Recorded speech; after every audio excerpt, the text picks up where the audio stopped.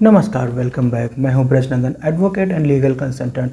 एक बार और आपका स्वागत है मेरे इस चैनल पे। और एक बार अगर जो मैं फिर कहना चाहूँगा कि अगर जो आपने इस चैनल को सब्सक्राइब नहीं किया है तो कृपया करके सब्सक्राइब कर लें, साथ ही बेल आइकन प्रेस कर लें, जिससे आपको जो नई जानकारी हो वो रेगुलरली मेरे द्वारा आप तक पहुँचती रहें। और हाँ, अगर जो आपकी कोई प्रतिक्रिया है या आप कुछ हमसे पूछना चाहते हैं या आप हमसे कोई लीगल एडवाइस लेना चाहते हैं, डिस्क्रिप्शन में उसकी डिटेल दिया हुआ है। आप व्हाट्सएप करके अपॉइंटमेंट बुक करके उसके बाद आप हमसे कोई भी राय या सलाह ले सकते हैं। लेकिन आज का एक नया ही एक विषय पे मैं चर्चा करने के लिए मैं आज आया हूँ कि कभी कभी ऐसी घटनाएं बिगड़ जाती हैं जिसके बाद सोचना पड़ता है। सोचने के बाद फिर उसमें कुछ निष्कर्ष निकाल के कुछ इसमें कुछ डिसाइड करना पड़ता है। ऐसा ही एक मुहावरा मुझे याद आ रहा है कि कोई भी कहीं भी कोई चीज़ अगर जो उत्पन्न होती है तो उसमें जो विज्ञान है वो समाज के आगे चलता है, और जो विधि है, जो लॉ है, जो कानून है, वो समाज के पीछे पीछे चलता है। जब कोई समस्या घटित होती है या उत्पन्न होती है तब उसके बाद उसके लॉ को बनाने की ज़रूरत आन पड़ती है। ऐसी एक घटना घटित हुई, उसके बाद किन लोगों को वह समस्या आई और समस्या में किन लोगों ने मुझसे प्रश्न किया कि अगर जो कोई महिला किसी के साथ रह रही है और उसका डिपेंडेंट कोई नहीं है, अगर उसके साथ रहने वाला कोई नहीं है, वो अकेली थी, कोई उसके बच्चे नहीं हैं और वो अपने हस्बैंड के साथ रह रही है, हस्बैंड की डेथ हो चुकी है, तो अब उसका ऐसी परिस्थिति में उसका गुजारा किससे चले और वो अपनी गुजारा की राशि किससे ले। अगर जो उसके बच्चे हैं, बच्चे माइनर हैं, माइनर अपनी मदर को मेंटेन करने के लिए सक्षम नहीं होते हैं, तो ऐसी परिस्थिति में क्या किया जाए। ऐसी परिस्थितियों में ऐसी एक घटना पूर्व में भी घटित हो चुकी है जिसमें माननीय न्यायालय द्वारा ये निष्कर्ष निकाला जा चुका है कि उस मामले में देवर को कोर्ट ने डायरेक्शन दिया कि वो अपनी भाभी को, साथ में उसकी एक माइनर बच्ची थी, उसको वो मेंटेन करें।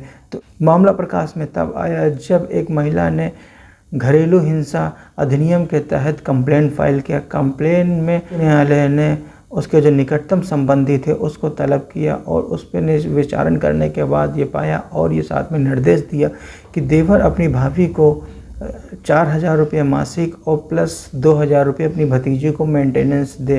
क्योंकि जॉइंट फैमिली थी, जॉइंट फैमिली में कोई भी पर्सन अलग नहीं हो जाता, एक दूसरे से कनेक्टेड रहते हैं। क्योंकि उनका आय का जो स्रोत था, आय का स्रोत उन पर डिपेंड हुआ था। एक किराने की दुकान थी, किराने की दुकान में से उसमें दोनों भाई समथिंग 30-30 हज़ार रुपये कमाते थे, जिससे उनकी अर्निंग होती थी, जिससे अपने परिवार का पालन पोषण करते थे। उस महिला के पति की मृत्यु हो जाने के उपरांत अब ऐसी परिस्थिति में वो महिला कहाँ जाए। तब उसमें न्यायालय का दरवाज़ा खटखटाया। न्यायालय ने उस महिला को गुजारे भत्ते की रकम के बतौर पे 6,000 रुपये मासिक गुजारा दिलवाया। ये फैसला उच्च न्यायालय द्वारा पारित किया गया। लेकिन बात यहीं पर नहीं रुकी, फिर मामला उच्चतम न्यायालय गया, जिसमें माननीय जस्टिस डी.वाई. चंद्रचूड़ की अध्यक्षता में एक पीठ गठित की गई। उस उच्च न्यायालय के फैसले को बरकरार रखा, साथ ही निर्देश दिया कि उस महिला का जो देवर है उसकी आय पर वो निर्भर है। तो ऐसी परिस्थिति में देवर को ये डायरेक्शन दिया कि वो अपनी भतीजी और अपनी भाभी को मेंटेन करें और बतौर गुजारा भत्ता उसको प्रदान किया जाए।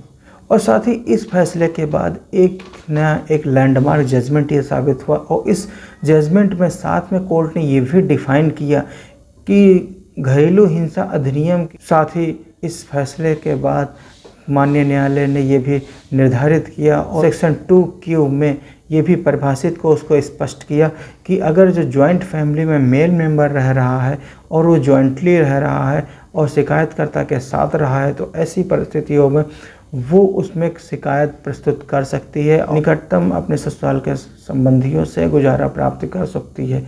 और इसके साथ ही सेक्शन 2Q में माननीय न्यायालय ने घरेलू हिंसा अधिनियम में घरेलू संबंधों को भी परिभाषित किया। अब एक प्रश्न उठता है कि अगर जो अब ये लॉ तो मिल गया है, कानून मिल गया है, ऐसी घटना हो सकती है, ये रेमेडी मिल सकती है, लेकिन इसको प्राप्त कैसे किया जाए।